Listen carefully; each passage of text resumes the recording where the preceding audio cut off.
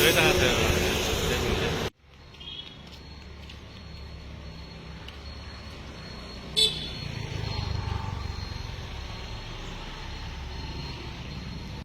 am going to request my transport department to launch a special drive against all such parked trailers. You can see them being parked on the airport road as well, and that's how this fatal accident has taken place. They have no concern whatsoever.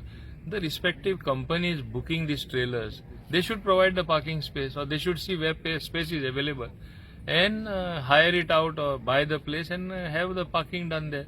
Why should they park on the roads? Even organization like MPT, all the trailers which go to MPT, all the big trucks are parked on the road, on the main highways. This thing is not done.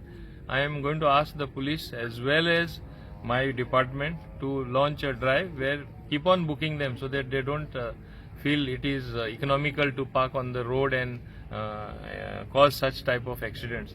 I condemn this type of behavior from them of parking on busy roads and thereby causing accident. I will see that strict action is initiated.